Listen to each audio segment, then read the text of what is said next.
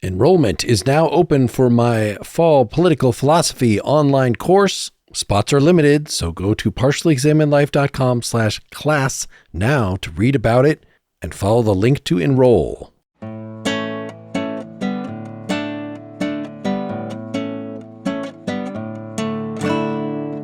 You're listening to The Partially Examined Life, a podcast by some guys who at one point set on doing philosophy for a living, but then thought better of it.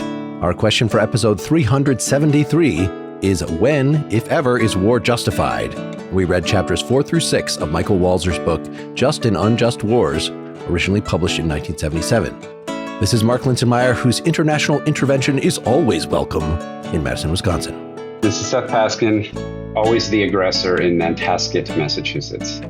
This is Wes Alwan, justly afraid in Cambridge, Massachusetts. This is Dylan Casey, intervening to support self-determination in Madison, Wisconsin. All right. Are you close together in Massachusetts? I don't understand the geography. So Sky is going to go to an overnight camp. It's near Springfield, which is in the center of the state. So we flew into Boston, but we don't drop her off for a couple days. And so we decided to spend a couple days here on the coast around Boston. This is a little beach town about 30 minutes, I guess, south. And then from here tomorrow, we're going to drive to central Massachusetts. And as listeners can tell, your good Mike did not go on vacation with you. Yes, my good Mike, because after we drop her off, we are flying to Portugal. Well, we've been wanting to do something contemporary for a while. There are wars going on. Did you know? Just war theory is the historical thing, and there's lots of good historical stuff. Thomas Aquinas, Grotius, many Hugo Grotius, many people in history. But apparently this fairly recent book, it was, again, written not too long, sort of in light of the Vietnam War, but then updated. We read the fourth edition, 2006. I'm not sure if he updated the content. Do you guys know? There's a new intro. He said that in his intro that it had not needed to get updated, much less than he had hoped. Yes.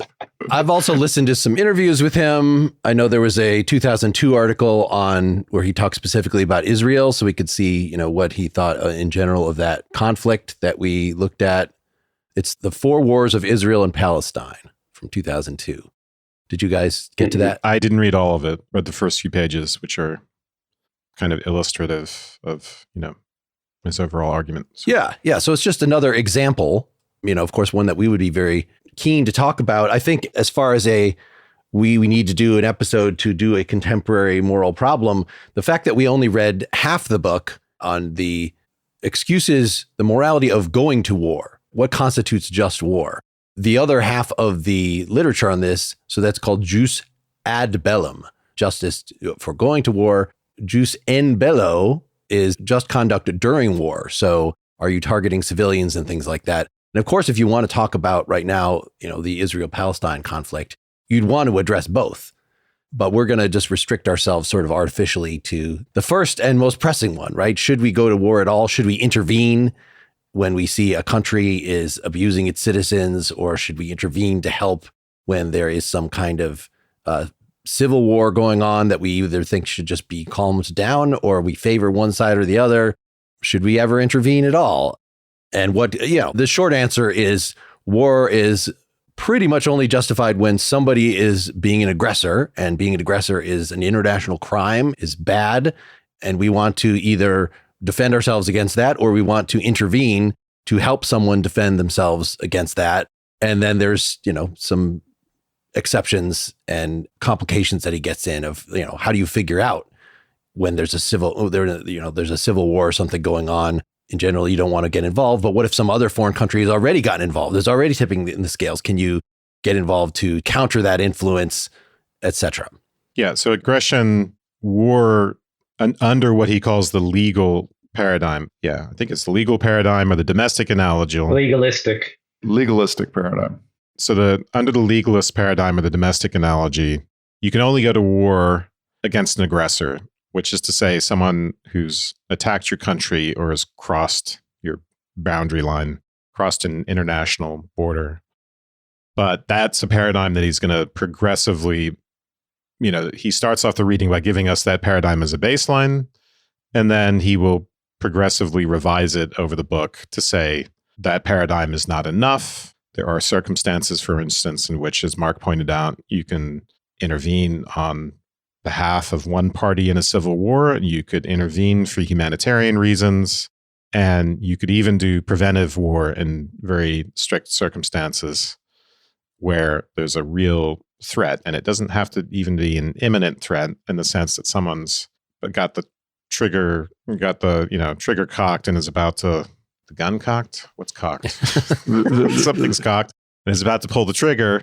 There just has to be a justifiable fear on your part. So a real threat, which will say, he has very specific criteria for what that means. And the reading we did for today is full of nice examples where he can get into some very complicated cases and say, okay, what are we going to say are the criteria here? And it's important because they can be abused. Obviously, the risk of all of this, the risk of going beyond the legalist paradigm is that aggressors can always abuse them and make excuses, as Hitler did, for instance, in the Sudetenland in Czechoslovakia, saying he's just protecting the ethnic German population there. That's a very popular excuse for aggressors. Well, in fact, I read it as those reasons are in fact the confirmation of the paradigm, because the paradigm ends up revealing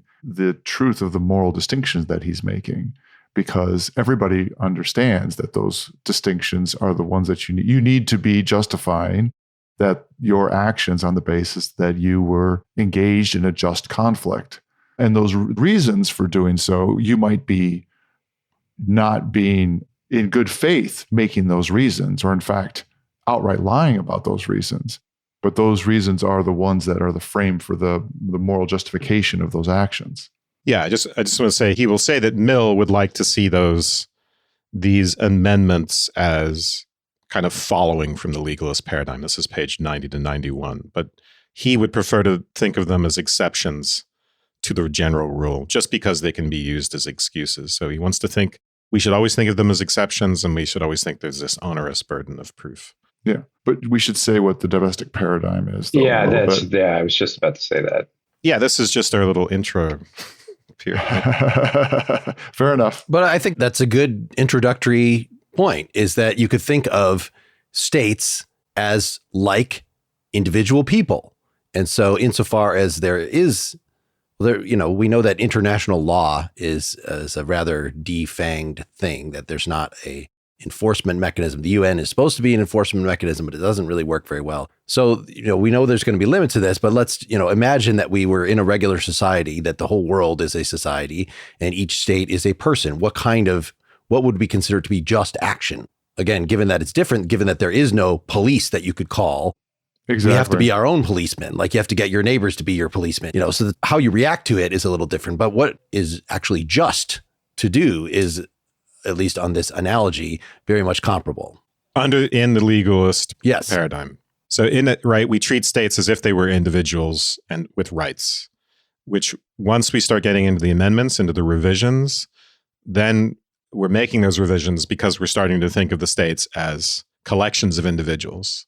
It creates this really weird problem. Well, the analogy goes, and the analogy is a little more to just carry out the detail a little bit more. So if he says, we think of individuals as having human rights, whatever those are, he's like, I don't know where they come from. I'm not going to get into what a human right is, but that's how we think about it.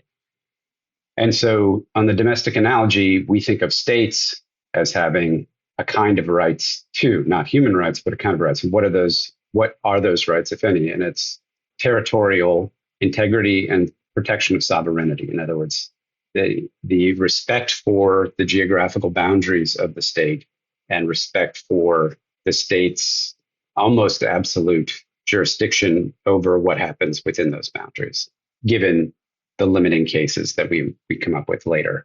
And so he says that, the problem that the legalistic framework comes up to try to solve is exactly what you mentioned before, which is if we were within a state and an individual's rights were violated, we would have a police force or some sort of governing body and a judicial system and all that to take care of it. But there's nothing supra the collection of states So the question is, if one state violates another state's rights, what would be the basis for international law? If we just say there's no international police force, so nothing can be done, that would be, I guess, dissatisfying. And we know it changes things, right? Because if you are attacked by someone and there's a civil authority, right? You're attacked and then they run off, let's say. You survive the attack, but you're hurt. In a state of nature, you might be justified in hunting that person down and killing them because who's to protect you? But in civil society, there's a higher authority and you would not be justified in doing that. You would be a murderer. You'd go to jail. So the rules change based on whether you have a higher authority who can do enforcement. And this is what has led some theorists to be quote unquote realists, which we're not going to really discuss today. He starts his book off by discussing that. And he's an anti-realist because realism in a way says, well, there is no morality to war. There's just there's all these powers in a state of nature and they are doing what they need to do to serve their own interests. It's a dog-eat-dog world, and the application of morality to that situation is misguided. He wants to show us how the paradigm is in fact applicable, and just because there's an analogy to the state of nature with nations doesn't mean that it's not applicable. Yeah, I think realism. So, right, this is something that comes up in the first 3 chapters, which we were not a part of our official reading. I did get the audiobook just so I could get through those 3, but it comes up in so we read 3 chapters out of the 4 of part 2, the theory of aggression, that we're focusing on this. And even in this, there's this Hobbesian idea that justice is only something that is created within a state. When you have a leader that has a way of sanctioning people who violate it. So there is no justice on the international level. And everybody should just assume that everybody else is going to be a bad actor. And so justifications for war in the past were not just an imminent threat, or they were, my neighbor's getting too powerful. Eventually they're going to do something, because it's the nature. He actually, Edward Wilson is the famous biologist E.O. Wilson, right? That he refers to here. I didn't actually make sure it was the same person. So. Yes, that he talks about E.O. Wilson talking about the Civil War.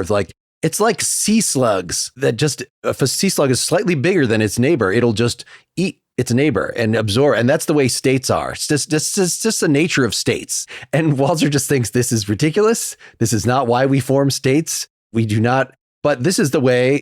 He talks about the 18th and 19th century. Bismarck saying, these annoying regular citizens that they don't understand that war is it's a prerogative of statecraft. If I think as the leader that, will be advantaged or whatever my internal reason, it's really none of the citizens' business. And the citizens just keep insisting on thinking of it in terms of but me and my relatives and I will have to actually go and fight and die. And come on, don't take it that personally. It's something that's bigger than any one individual. It's just business. Yes. And Walzer's no, it is actually all ethically about individuals that, until we are actually just fighting with drones or, some sort of simulated, pawns that are not human beings, then this is the core of the moral argument is, that the fact that people's lives are going to be at stake. So all this realist talk of war is just going to happen anyway. No, it doesn't have to happen. Yeah. And we don't have to go down it right now, Mark, but I don't think that the drone example is actually an exception that he would admit of. I don't think he would say until then. If the drones were fighting drones, which is not the way drone warfare works now. Well, if the results were going to be loss of autonomy and territory. Exactly. No, that's exactly right. Because in the end, the war is about domination. And the harm inflicted is not just the death of the combatants or even the death of civilians, right? It has to do with the contravening of their autonomy, right? Yeah, this is a good segue into just the very first few pages where he says what aggression is. Mm-hmm. Yeah. So it can be, and he leaves it quite vague because it turns out can mean a lot of things. I mean, the most obvious case of aggression is just someone's army crosses your border, you get attacked. But ultimately, as Dylan points out, this is about what compromises political sovereignty ultimately. So the territorial boundary is a convenient material representative of political sovereignty. Mm-hmm. But this isn't just a legalistic argument about who holds title to land. It's about independent political communities that are self-determining. I'm getting a little ahead of us here, but we'll get into this more.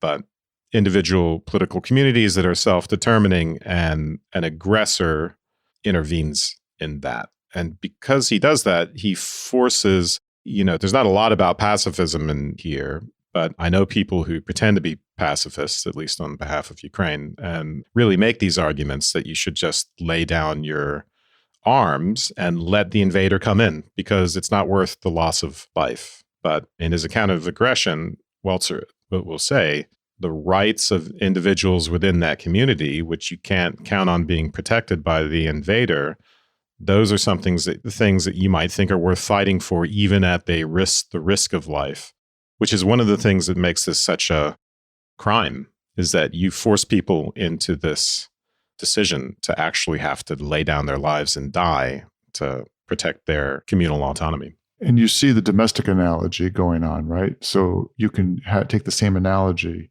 with somebody has their home and their home is getting invaded. And, do they resist that or not? And you can even see how the context of an alternative authority, right? You'd have somebody, the advice if you're getting mugged is to just give the mugger the money. And part of that is based upon the fact that you live in a civil society that has other methods for dealing with that. But even in our society, right, somebody coming in and invading your house and threatening you, the notion that you would just let somebody come and beat you and rape your family and steal all your stuff and leave you destitute doesn't pass muster from the notion that you ought to just not resist that at all.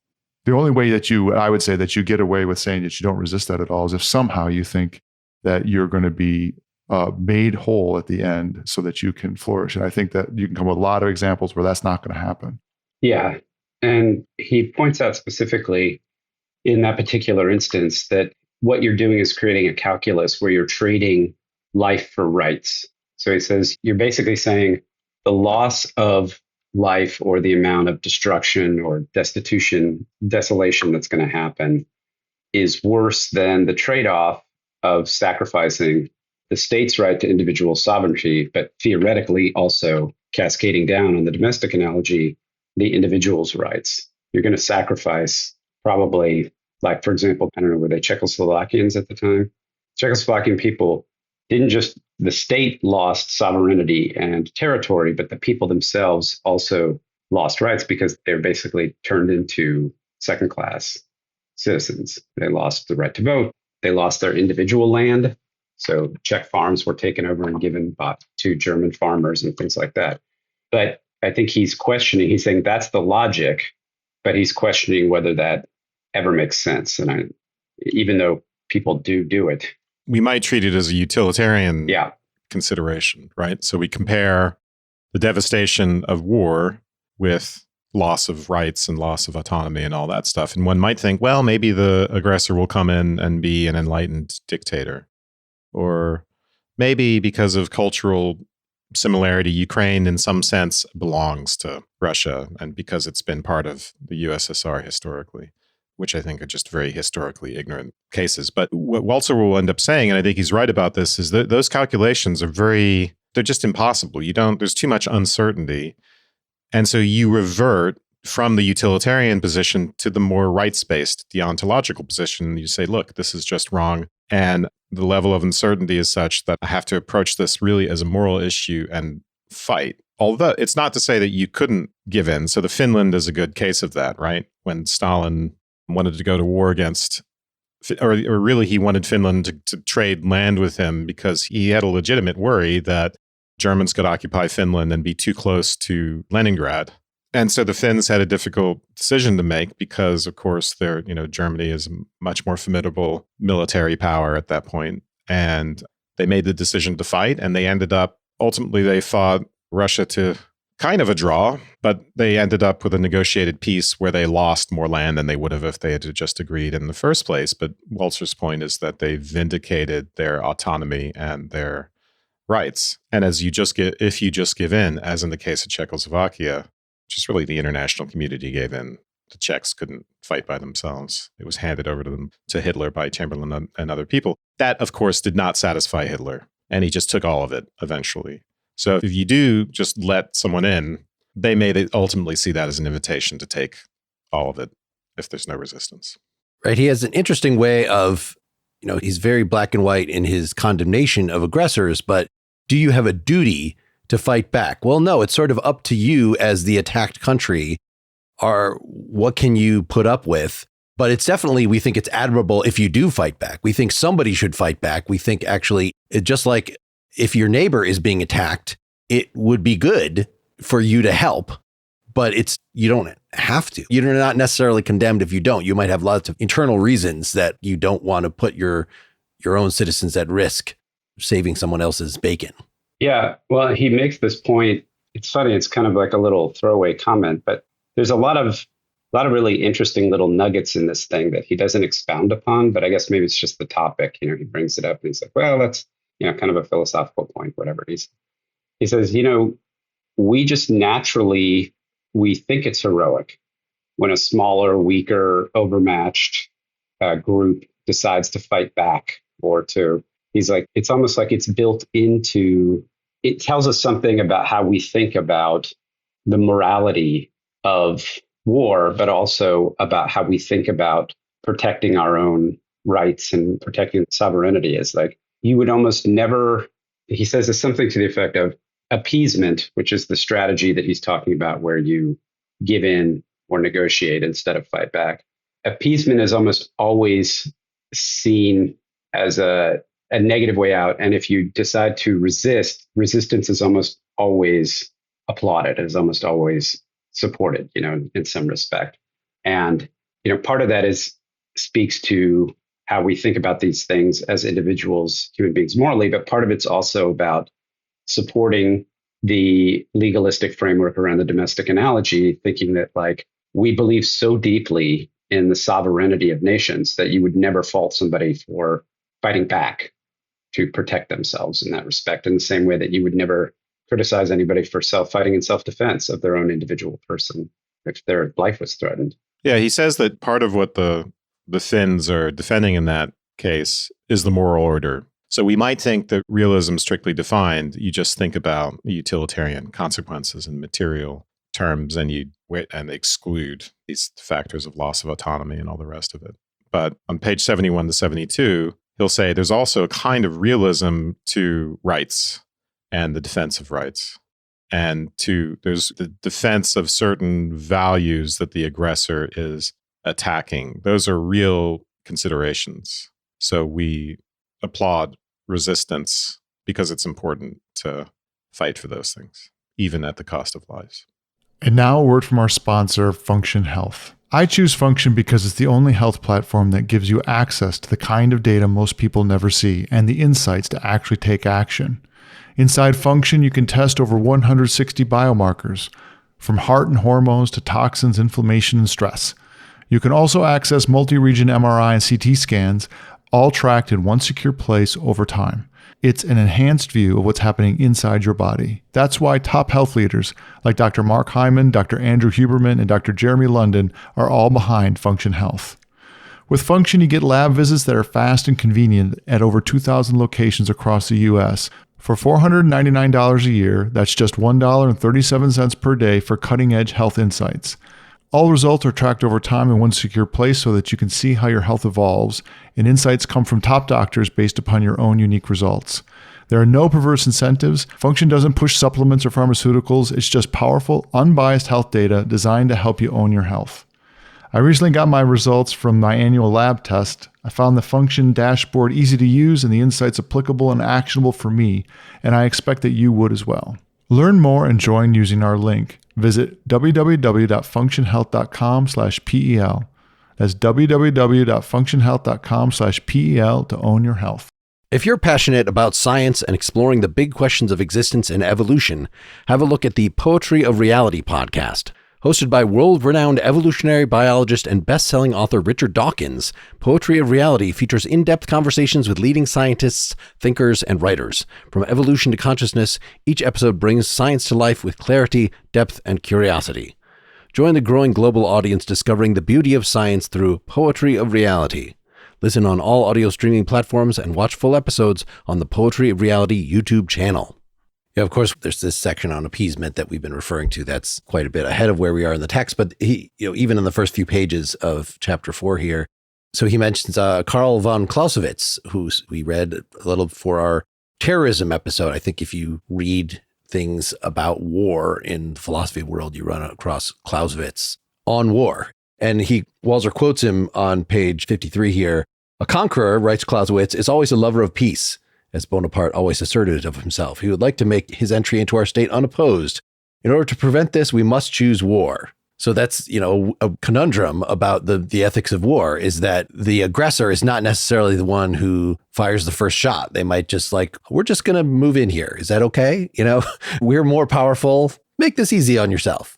So it seems like the rebels, the people reacting to that, are the ones actually starting the war. And Walzer wants to say, no, morally, clearly the aggressor, whether they're actually using violence, just the capability, the threat of violence, the thing that they're doing. So even just, again, we're going to set up settlements in this area, the Israel case, that we do not.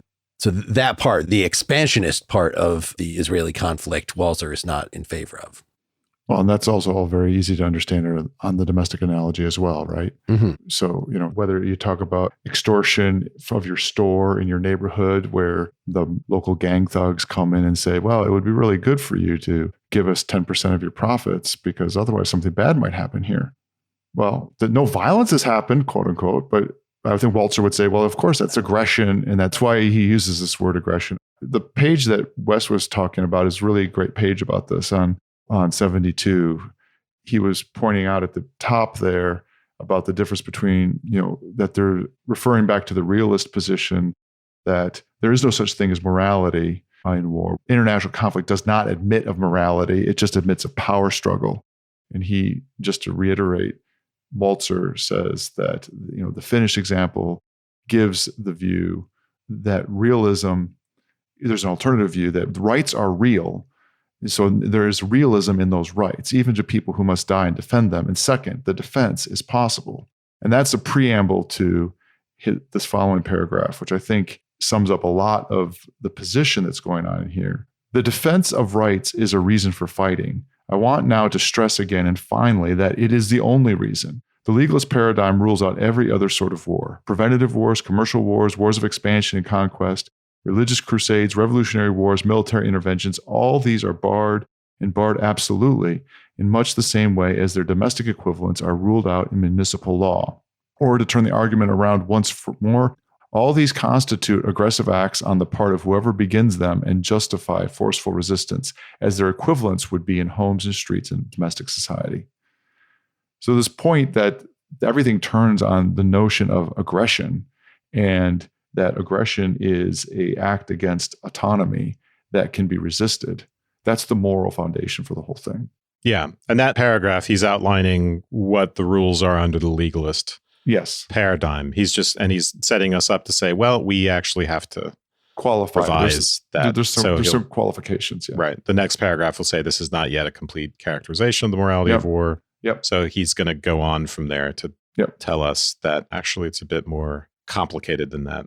In fact, maybe I can, let me just read that just so we don't get too, it's not a complete characterization of the morality of war. Though the domestic analogy is an intellectual tool of critical importance, it doesn't offer an entirely accurate picture of international society. So hence the revisions. States are not, in fact, individuals, and the relations among states are not like the private dealings of men and women, because they are not framed in the same way by authoritative law. These differences are not unknown or obscure. I've been ignoring them only for analytical clarity.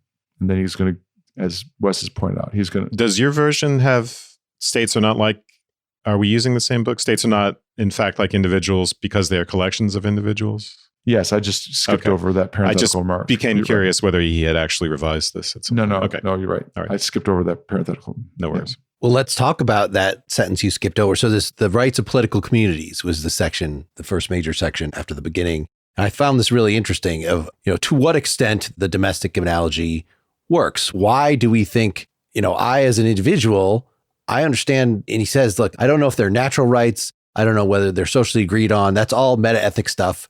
Just accept that people have rights. And somehow from that right, states' rights are simply the collective form of individual rights, he says on 54. Yeah, what did you all think of that Because I'm not really sure about that. Like the question immediately comes up, well, what constitutes a legitimate collective? And he's going to get into this when he talks about civil wars and wars of independence, that, if you've got two populations, two ethnic populations, two religions, something like that, do those constitute? So a collectivity is something that he thinks just naturally occurs. It's a way of life of a group of people being together. And somehow just by living together, then we acquire a collective right to self-determination, to elect our own leaders and have our own laws. That, then if our little group is swept up into some empire that trods on that, then there's something unjust about that. What do we think about this? It just seems like way more problematic than he's making out. This idea of individual rights can somehow be collectivized. It is problematic, but you can understand why he didn't go into it, because it becomes almost like a thorny metaphysical problem. What is a collectivity and how can it have rights? And there are, I've talked to socialists who scoff at this idea that states could have rights. They kind of revert to realism in a sense here, but it's a very Marxian sort of position, right? Marx was not, as Walzer will point out in this, Marx kind of, when it was convenient, said, well, morality is too spooky and this idea that states have rights is ridiculous. So one can always point to the kind of metaphysical problem here and use that to become a skeptic when it's convenient. But of course, the same people will talk very moralistically when it's convenient as well. But for Walzer, this all begins on page 54, I think. He will give us some good ideas about what this means, right? So the rights of states will rest on the common, he'll call it this, there are people who live together and have shared experiences and have cooperative activity that shape a common life. And this is true even in states where, right, there's no freedom. We'll learn later that self-determination and freedom are two different things. So it may be quite a perverse common life in some sense. It may be oppressive, but the point is that they are doing it together. Ideally, this is about liberty and freedom and the freedoms of individuals, but not always the case.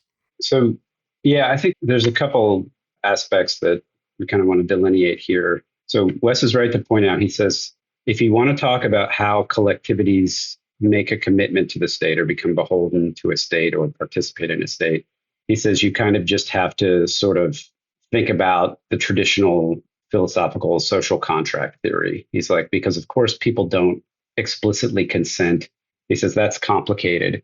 But as Mark mentioned, it gets more nuanced because he talks about groups that self-organize. And you remember that the two parts of the domestic theory, it's the geographical integrity and it's the sovereignty, the self-determination. I think he changes to use the term self-determination by the end of what we read.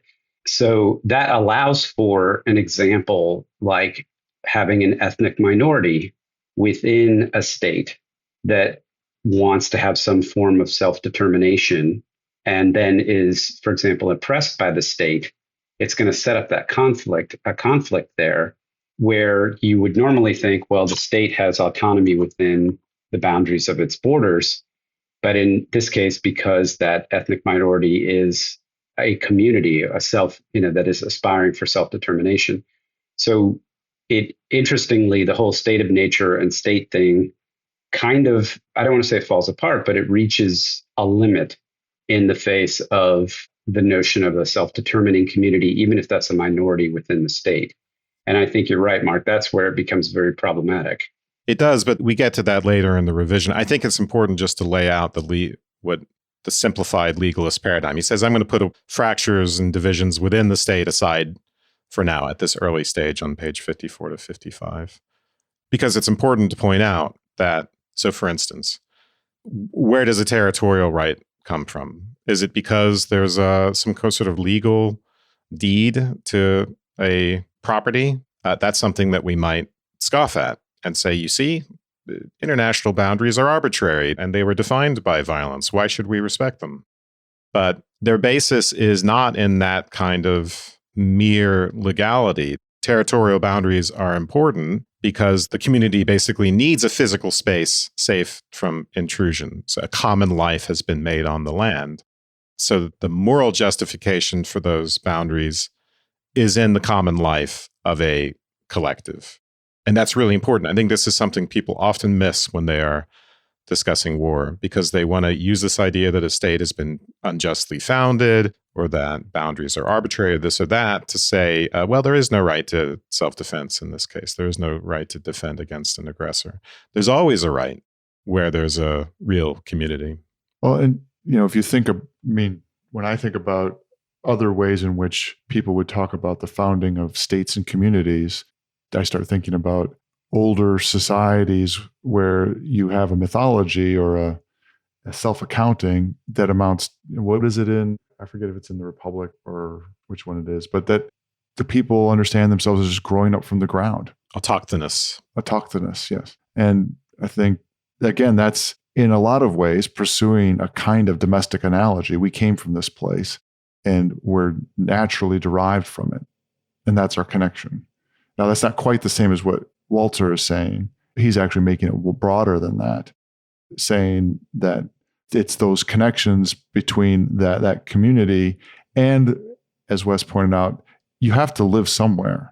He says, the right of a nation or people not to be invaded derives from the common life its members have made on this piece of land. It had to be made somewhere and not from the legal title they hold or don't hold. It gets tricky, right? Yeah. Yeah, it's tricky. There's an opening here for sort of talk of blood and soil. That's what I was about to get into. Right. And so, the first, he punctuates this theoretical stuff, which we should totally read a whole book or something, or, have a whole episode on states as having rights distinct from individuals and how those relate, because he deals with the whole thing in the first pass in like 3 pages here. But he gets to the case of Alsace-Lorraine, which we referred to. And of course, I think of that just in terms of the Nazi aggression, right? Wasn't that one of the first places that they claimed that Hitler expanded to? But he's talking here in 1870 of, I didn't realize that there was such a long history, that this was originally part of, Germany wasn't even a country at the point, but, it was German lands, and that the French had taken it. And so the question of, are we allowed to take it back? Well, according to Walzer in this, by this point of particular conflict that he's thinking about, the question is, what did the people, forget about the history, what are the people that are there now? How do they identify themselves? And they identified themselves as part of France. So actually, no, it was illegitimate for Germany to try to come in and take it back. Even if it was taken illegitimately in the first place, you can't point to things that happened 200 years ago and say, oh, well, this gives us a historic claim on the land. It's a matter of like, who is there now and what sort of society is there? How do they identify? Basically, let them vote if you can. There shouldn't be like these greater units deciding, oh, well, we have dominion over you because of historical or cultural things. Like, let them decide. And this is a case, it's not just that Germany had legal title to this land, although that in a sense is true. It's that these are culturally and linguistically German people, but they still had loyalty to France. So in that case, that's who it belongs to. It belongs to France by virtue of that loyalty. The land follows the people is the phrase that Walzer used. It's a matter of political allegiance, really, when it comes down to it. It gets tricky because that can change, right? So after 50 years, or maybe even, fewer years, that loyalty may shift. And then it may be the case that, so for instance, if Germany unjustly goes in and takes over, after a few decades, the loyalty may shift to Germany, in which case it is now Germany's rightful possession, even though it's an ill-gotten gain. This is the point he makes a little bit later on in this chapter. Yeah, so just to throw in another Israel tidbit, according to Walzer, it does not matter if the Egyptians or whoever were correct that, the state of Israel was founded illicitly or something. The fact that there are people there living lives, then yes, any state, by the very fact of its existence there, has a right to continue to exist. So you need to let the Arab countries surrounding it need to just let we should just wipe Israel off the map because it was founded unjustly. That's illegitimate. Like, that is an illegitimate complaint. Of course they have a right to be there because they are there. Not to mention the fact that every nation is founded illegitimately through violence. Should we read through these? He lays out 61, 62, the domestic analogy using the legalist paradigm. He has 6 points that he says, if you want to understand what this legalist paradigm is. This is actually the theory of aggression. Yes. But it's the section legalist paradigm and theory of aggression. Yes. Which is what the legalist paradigm is about, right? So the general idea is we only fight when there's been an aggression against us, again, which will get revised. But these are the 6 principles. Yes, there's an international society of independent states. The international society establishes the laws of its members. They have territorial integrity. They have national sovereignty. Number 3, force or imminent threat by a state against another is criminal aggression. Number 4, aggression justifies self-defense and a war of a law of enforcement by other nations. Number 5, only aggression can justify war, not differences in religion or politics. And 6, aggressors can be punished after being repulsed. So those, he goes on some length about each of those, that those are the points that make up the legalistic paradigm here. Right. And so, to call out just one thing, right? Any use of force or imminent threat of force by one state can constitute aggression. And that word imminent is going to become important later on because it turns out is not just under the revised theory an imminent threat of force that justifies resistance. Where imminent, in the way you just used it, would be interpreted as there's a gun pointed at your head. Yeah. He defines what's more like a clear and present danger standard, and it doesn't have to be just right about to happen. Yep. So he'll use, in fact, Israel and Egypt will be an example of that later on, because Egypt probably did not want a war, but they did mass troops at the border and set up a bunch of alliances and make threats, put Israel into a situation where they were justifiably afraid of a much larger army and probably thought they could easily be wiped out. So that, he will say, justified a preventive attack. Yeah, and just for context, you're referring to the 6-Day War. Yes. Although I want to say 7 for some reason, but you must be right. Well, on the 7th day, they rested, of course. Wow. It's like a biblical thing. So, yeah, we're nearing the end of our first part here, so we didn't want to really start on a new whole topic here, but any sort of last thoughts on the domestic analogy, on these points, on the fact that there is no international society, as he says, he compares it to, well, it's like a crumbling building. Like there is an international society. It's just not in good working order. So it's like we can see the telos of what it's supposed to be. So we can think in moral terms as if there were an international society. But, somebody like Hobbes just says, there is no such thing. This is silly. States are going to do what they're going to do, and we have to accommodate. And that's the truth, the truth of the UN. Why do these big states get to be the Security Council? Because they're big and they can. Right? It's just you make deals based on the cards you have, as Trump would say. Yeah. Well, if we're just trying to set the stage for part 2, where we kind of go into this, he has a nice little sentence paragraph on page 72 that he says, the defense of rights is a reason for fighting. I want now to stress again, and finally, that it is the only reason. The legalist paradigm. Dylan read this whole paragraph, didn't he? No, he's repeating himself, actually. This is a different place, on page 72. The legalist paradigm rules out every other sort of war: preventative wars, commercial wars, wars of expansion and conquest. Oh, I did read this. Dylan read this whole paragraph and the next paragraph. I did read it. Worth reemphasizing. Yeah, it comes on. But anyway, again, one of the things that I struggled with reading this was coming in on chapter 4 and not really knowing what the first 3 chapters. I didn't have time to kind of get the context. But the structure is, just to reiterate, he's talking about an accepted, a common view. There's the realist view, which he doesn't agree with. Then there's this, he's establishing what the legalistic framework is, and then he's going to argue about ways in which that framework should be expanded. And it's sometimes not always clear, not understanding the context. It took me about, 20 pages before I was like, okay, wait a second, that's not his view.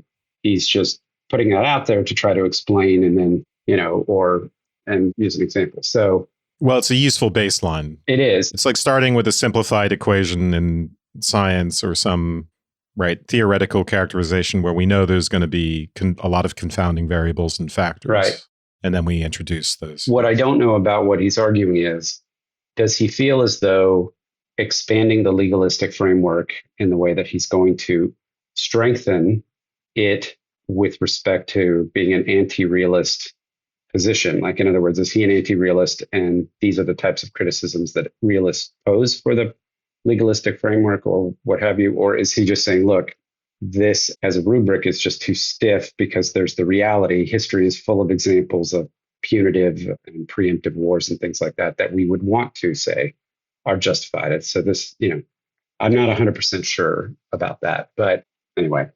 Well, I think the short answer to that is that he is trying to strengthen it against the realist criticism by making it more flexible and answer the challenges of of the various individual circumstances. I mean, to me, in a way, the realist point of view is very similar to the problem that we had in just talking about whether morality exists or not in previous episodes and the foundation of morality.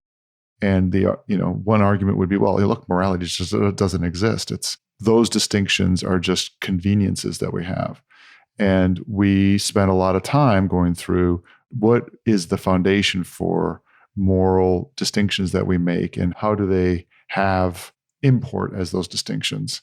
And he's doing the same thing here. And that's part of the power of the domestic analogy is it's bringing across our understandings of where our own individual moral distinctions would come from and then applying them. Now, he doesn't do the metaphysical piece of it. He's basically granting that there are moral distinctions that we would make as individuals and then bringing them over into our communities.